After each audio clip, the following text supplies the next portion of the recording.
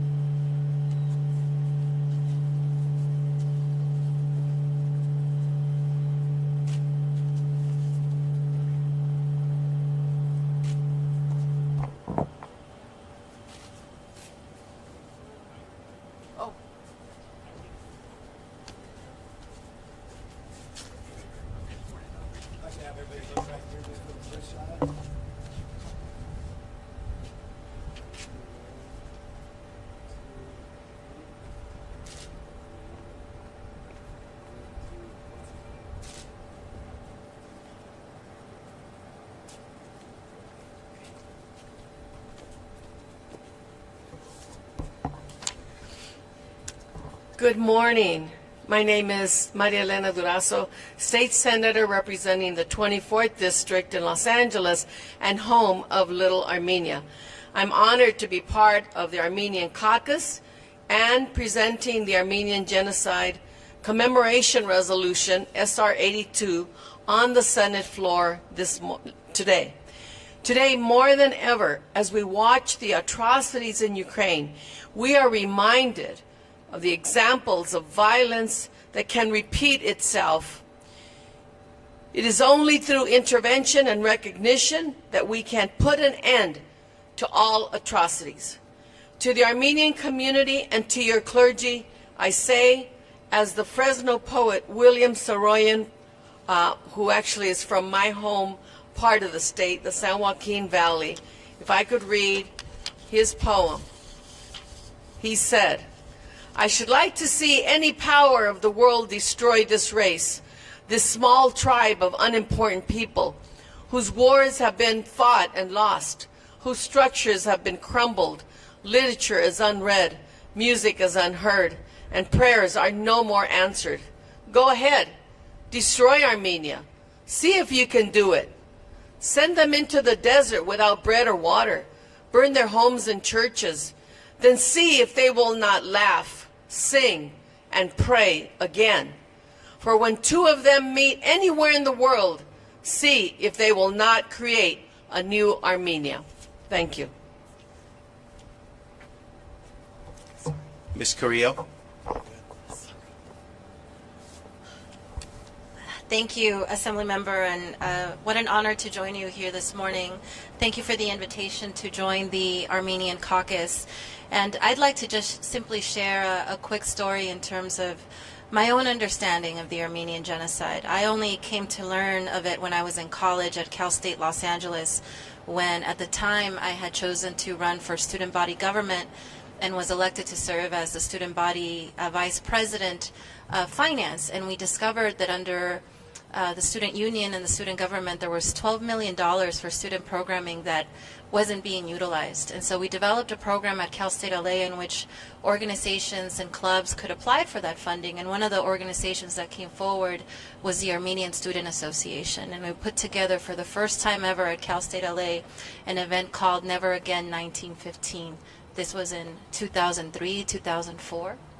And I remember thinking at that moment, one, what a horrific tragedy. Two, being ashamed for not knowing.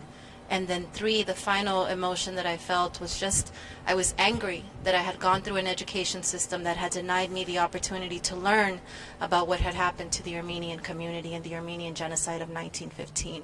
You shouldn't have to go to college to be able to understand and learn about our brothers and sisters in the Armenian community. And this is why we have fought so hard to ensure that ethnic studies is now a requirement of all high school students graduating in California. And so I think about those students at Cal State LA that educated me as my classmates, and now the incredible role that we have here in the legislature to push a California that is inclusive for all, not just some.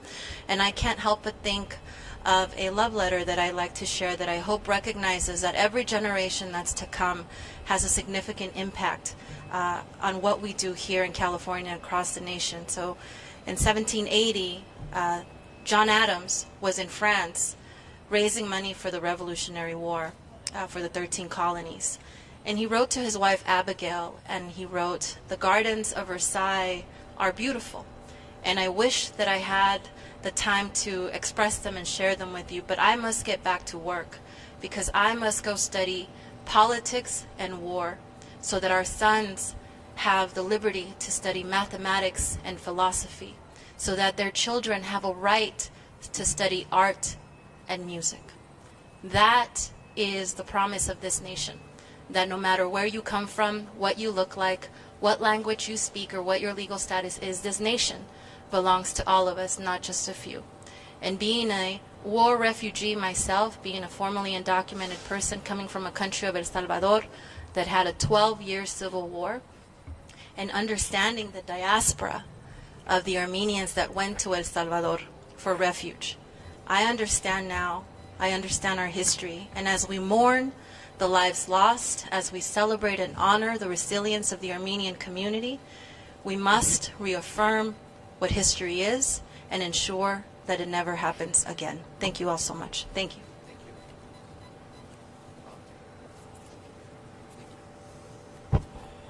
Good morning, everyone. I'm Senator Bob Archuleta, and I represent the 30th Senate District, 32nd Senate District. We're meshing in with the 29th. Quite a mix-up, but I tell you what, as people come together, they realize there's a common denominator in all of us as Americans, to realize that no one suffers. And as we learn and understand what the Armenians have suffered, the genocide, it's 107 years ago that it's happened.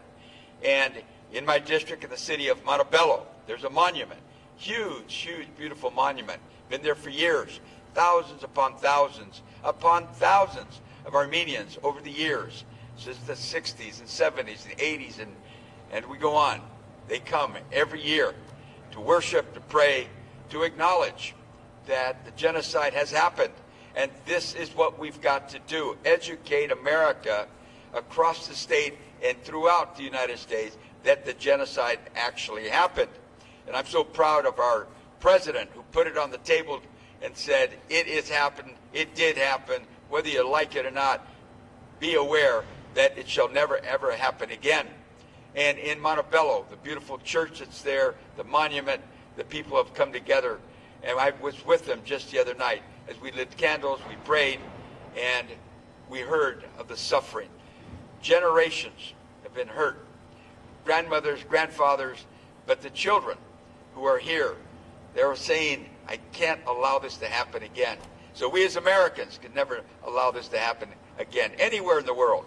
So I tell you, please, educate yourself. The genocide did happen.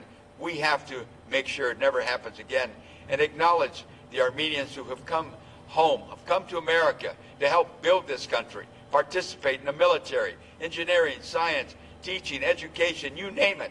They're part of us. And I'm so proud to represent so many in the 32nd district, and as I work into the 30th and bringing in the 29th. And I will tell you that I will honor them, I will honor the story, and always put it on the table, as I say, so people will never forget about the genocide. Thank you very much.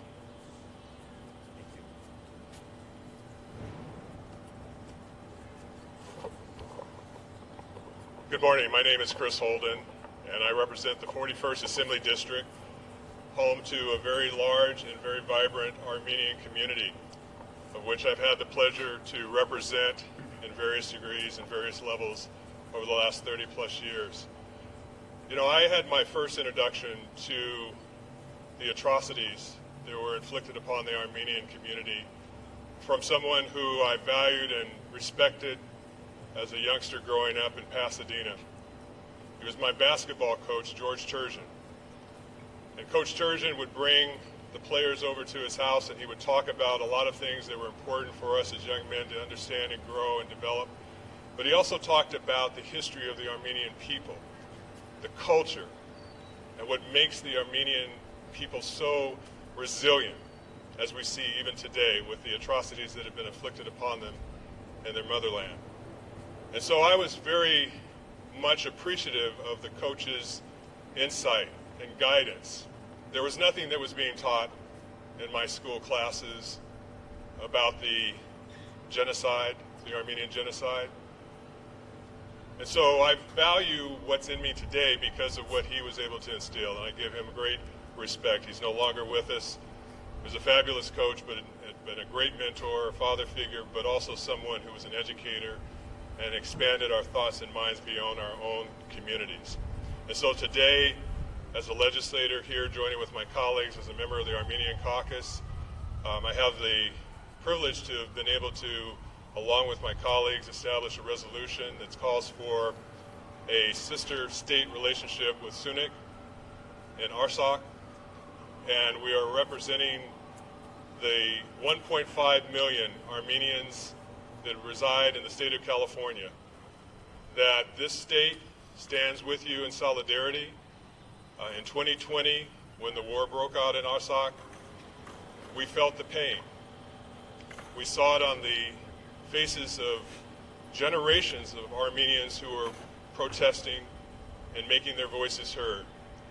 And so as friends of the Armenian community, to be able to join with them in that moment where so many in their homeland were being attacked in the way that they were, not only just the physical attack, but also the attack on the culture and the history, and trying to rob it as if it never existed. So in California, we stand in solidarity, not just in words, but also in deeds, to be able to say that we have a friendship relationship that will allow us to grow closer, to build bridges between this state and Armenia and Artsakh, and to be able to speak out with great force as we've had in the past through our great friend Adrin Nazarian, who's provided exceptional leadership and insight and understanding and educating us in so many ways. So I'm happy to be here today to join in this solidarity and recognize and commemorate this moment of the genocide and the impact that it has had and continues to have on the people of Armenia and the good people of California, who have the same blood and belief and understanding and heritage as Armenians. We are with you.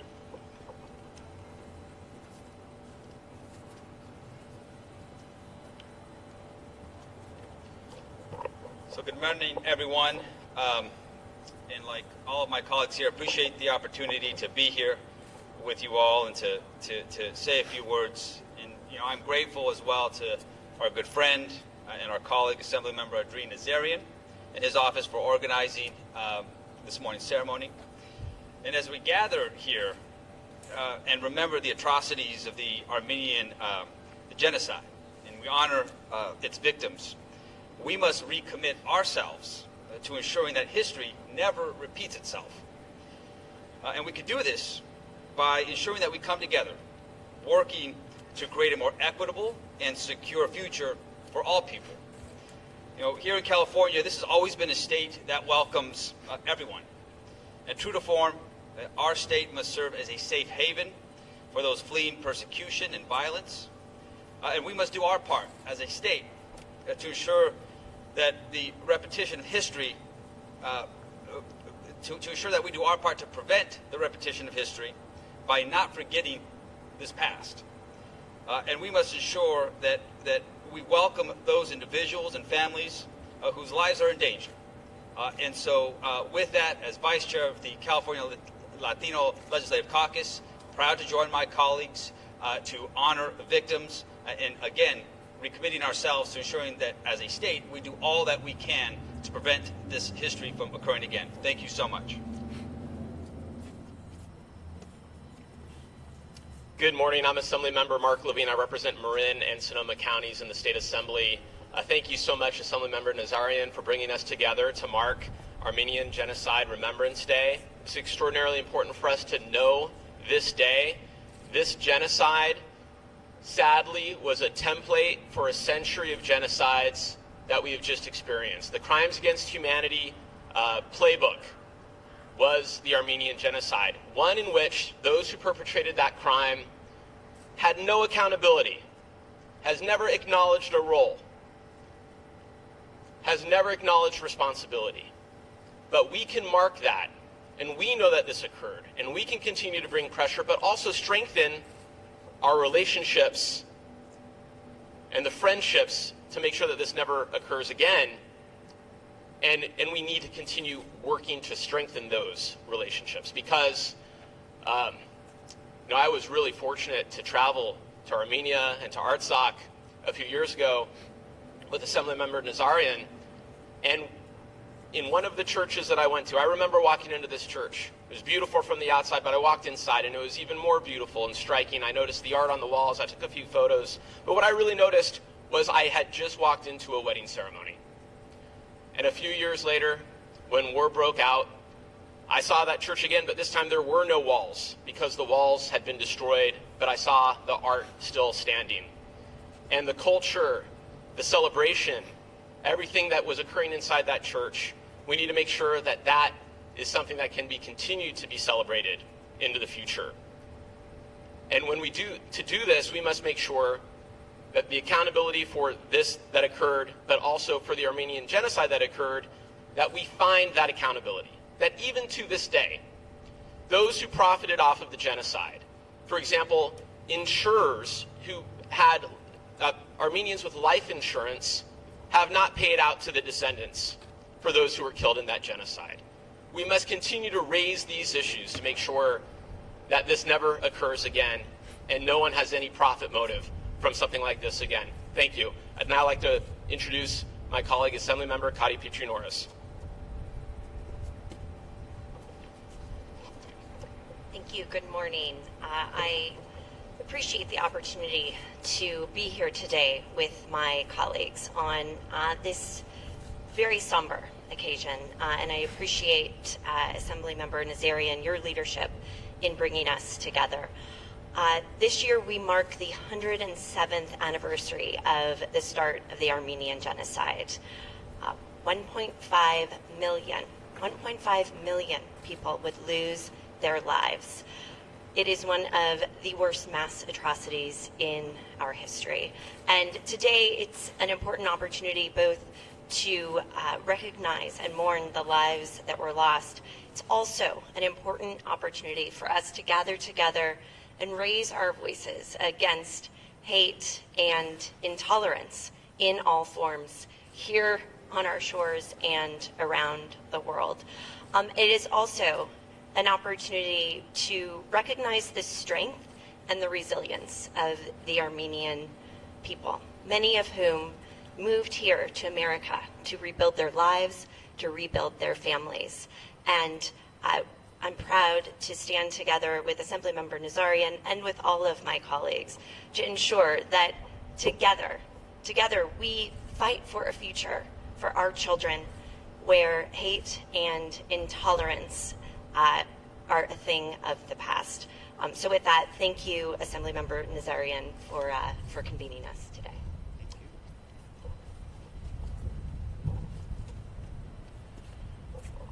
Good morning, everybody.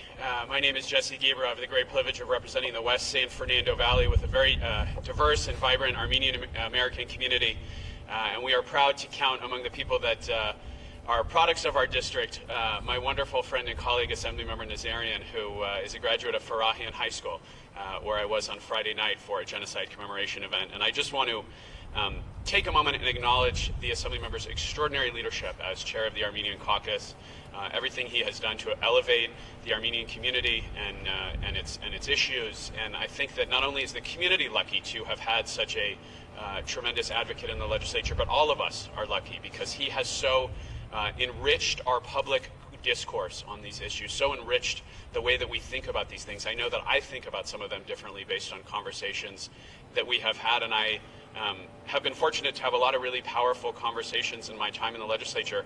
At the very top of that list is a conversation that the Assemblymember and I had about the Armenian Genocide on the floor of the State Assembly, a private conversation after our floor session had ended, and the way that he helped me to understand how deeply that trauma has informed the Armenian community even to this day.